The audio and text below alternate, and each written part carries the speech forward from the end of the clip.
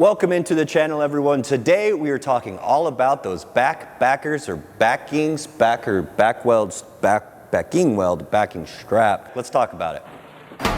So for today's lesson, we're going to dive in a little bit on the difference between a back weld, a backing weld, and a backing strap. All three different ways to get complete joint penetration. ESAB's given me the keys to their excellence center here in Denton, Texas, and I got tons of toys to play with. So we were going to be working a little bit with some dual shield flux core and doing some plate welds, but really what we want to understand are these different weld symbols. They really all look very much the same. If we want to talk basics as far as weld symbols go, you have the top and the bottom of the reference line, and the top is going to reference the other side of the weld joint, whereas the bottom side represents wherever the arrow is pointing. You'll notice that we have a single V groove on all three of these weld symbols. In particular, we're going to start with this one on the bottom. We have our backing strap. This is the weld symbol for a weld backing, and here in the notes you might see the width or thickness of that strap. Sometimes they're removable, sometimes they have to stay there. In this case, we're going to keep it there. So that backing strap is going to be placed right on the back side of this weld. It's usually going to be placed after the groove's been put on, so we'll also see that V groove on here as well. When it comes to putting a V groove with a backing strap, you're going to have a much wider gap for this weldment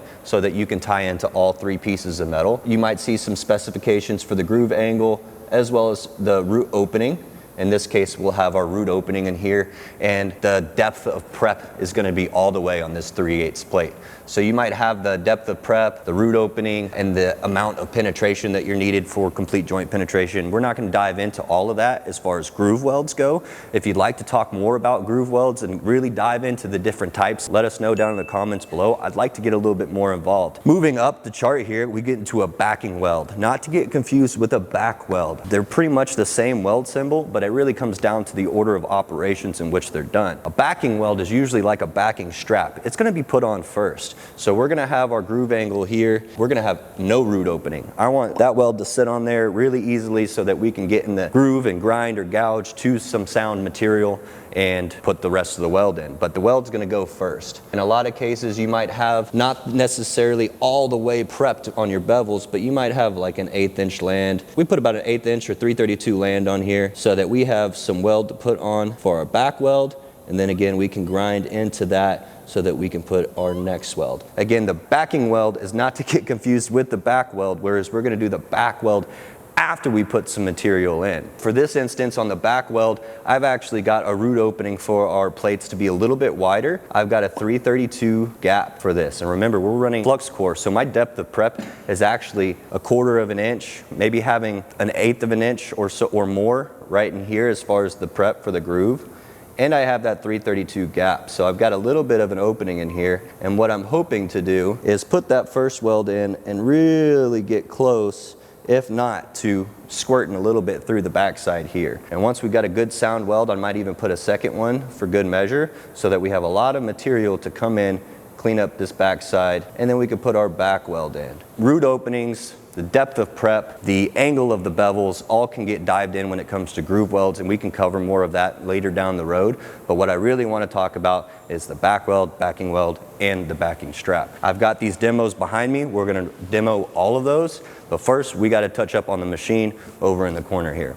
All right, walking up on the welder today, we've got the Warrior 500i. I'm a little bit familiar with these machines. It's a multi-process machine, MIG, TIG, flux-cored stick, all that. We're going to turn this dial on the bottom all the way to the right to that AVS. That's going to talk to this wire feeder up here. This is the AVS Echo. Some of the more robust machines, I've seen videos of being tossed out of trucks onto concrete, just getting thrashed. It run about a 600 foot of lead to the back of it, and it has a built-in regulator on the inside of this. You'll notice that there's no lights or anything on this. I can't really play with anything because it does have a voltage sense technology. So all you got to do is take this second ground, at least that's what it looks like, and clamp it to the material or the ground itself. It'll give you some parameters, and then it'll probably snap back pretty quickly into calculate. So it's trying to sense what you're doing because of that voltage sensing lead. So all you have to do to get it to kind of do a handshake with the wire feeder and the machine below is just run the machine for about 5 seconds. Like I said, you can jump right into welding, but it just wants to know a little bit about what you're up to. You can still set the machine before it does all that sensing. We've got our 045 dual shield flux core wire. We've got our gas on the back, some classic 75-25. Now we can dive into these groove welds. Let's get it. All right, so the first weld joint we're gonna tackle is gonna be this pretty classic one with the backing strap. You'll notice that we have no root face or no land. We're pretty much beveled all the way down. And we've got it close to a 1/4 inch gap. Get our Sentinel on, got our gloves, we got FR gear, we're ready to rock and roll. Dual shield is a pretty hot process. I really recommend some solid gloves or just keeping your hands out of the puddle. You know what they say, if it's slag, you drag, so we're gonna try to maintain a drag angle all the way throughout. The most important part is we have to capture all 3 pieces of metal here in order to get that complete joint penetration that we're looking for. Just trying to angle up to the top toe of that top bevel and just letting that watery kind of puddle just wash out, tie into all 3 pieces. I can kind of see both plates having some keyhole ends. They're getting kind of tied into, they're getting melted. That's what we want to see. The main reason that you'll see a lot of these backing straps is for the weldability of it. This is an easy way to get complete joint penetration for a welder for a lot of structural reasons. They might do it in shipyards, they may do it in pressure vessels, structural stuff, ironworking. You'll see backing straps in so many different places. Sometimes they're ceramic or they're removable. Sometimes it's a consumable insert. All these different types of weld symbols will let you know what you're gonna have. Take a little peeky peek. Should see a nice flat weld. We got it in there. You can see that we've tied into the top and bottom plates. I got a little bit squirrely trying to find my angle right off, and I couldn't get comfortable. I had to switch it up, so I missed a little bit. If I had to do anything, I would grind a little bit in there before we would keep going. But we're not gonna get into filling each one of these. We're gonna move on next to this one with a bit of a gap. Maybe we'll get some melt through on it. Now for this groove weld, you'll notice we do still have a gap. I think I fit this with a 332 rod, and I have closer to a little bit over 1/8 of an inch for a root face or a land.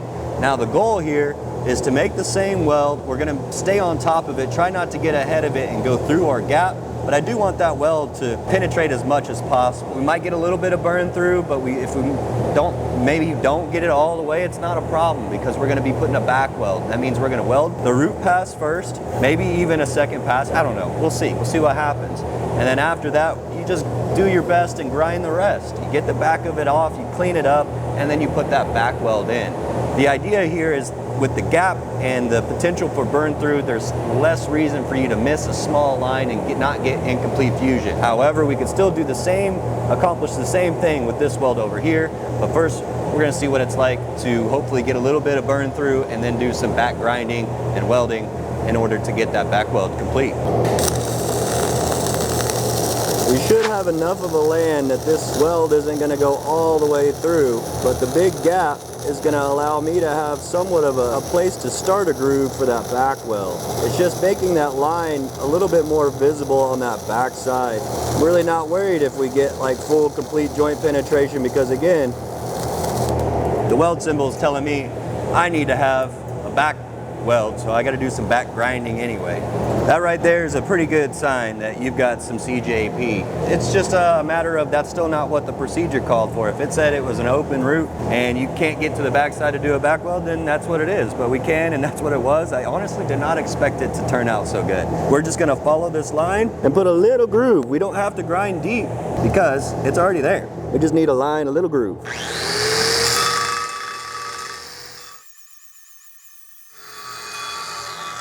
All I'm doing is just lightly scoring that base metal. There's still some lines there. That's some slag. I want to go ahead and get that stuff out. Like if it's there, there's no sense in keeping it. We're already got the grinder out.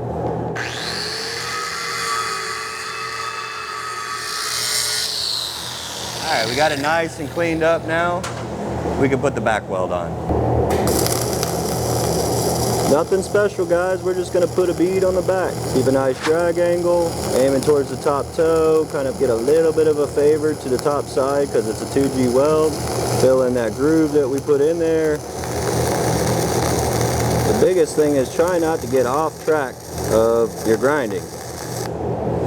And there you have it. That's gonna be our back weld right there. I honestly liked it a little bit more before I put the weld on there. I got just a skosh of undercut for that 2G weld.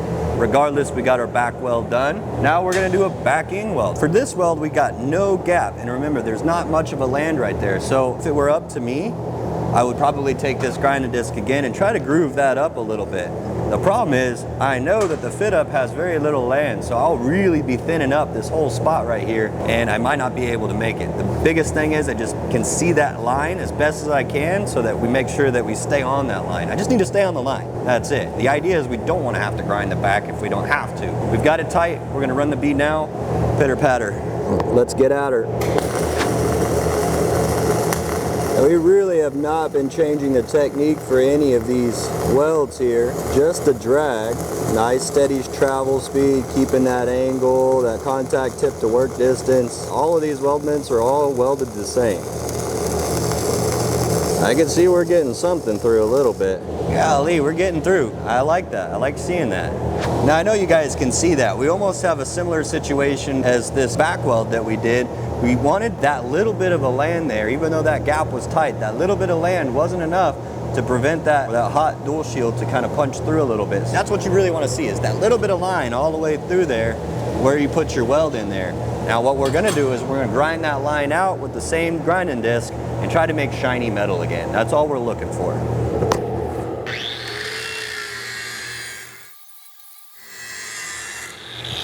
You know, we're on that back side. I said it was kind of scary to sit there and try to grind in and make a groove. Now we've got a weld back there to make the material thicker in that spot where we go put that root pass. Big thing is that you grind what you need to. Just make sure there's no slag or anything. This wire and this voltage that we're running is pretty hot. You know, we want to make sure we're maintaining those parameters. And if we grind too thin, we're going to risk potentially putting a hole in it. But I think we could still grind just a little bit more to kind of get rid of some of that schmutz. Not really pushing a lot on the grinder, but I am working it at a couple different angles to see what's going to get that schmutz out. I think it's down to a minimum where we can finish this weld. Want to make sure we get down to the deepest part of our grinding marks. I don't want to leave any incomplete fusion underneath that weld. Should get a nice red glow on the back side. Let's give this last one a chip. Need a pointier hammer. This probably isn't chipping as well because it was so deep of a groove. I need a wire wheel. Why is this not coming out? Am I being punked right now? It's still got slag on it. All right, that just about wraps everything up. We've got everything cleaned up, and I think everything inside the grooves on each one of these welds looks really nice, really smooth, really flat for a flux-core weld. And I would say that my back and back welds have a little bit left to be desired when it comes to some uniformity. I got a little bit of undercut and maybe should have bumped down some volts a little bit, maybe a little bit on the wire feed as well. I hope you guys understand a little bit more about what a back weld is versus a backing weld versus a backing strap, because there are really three ways of accomplishing the exact same thing. If you want to learn more about what you saw in today's video, we've got everything in the links down below. ESAB's welding machines to the American Welding Program. We have a bunch of really great courses inside the American Welding Program on blueprint reading and weld symbols, anything when it comes to fundamentals in welding. I hope you guys really enjoyed this video. We'll see you guys on the next weld.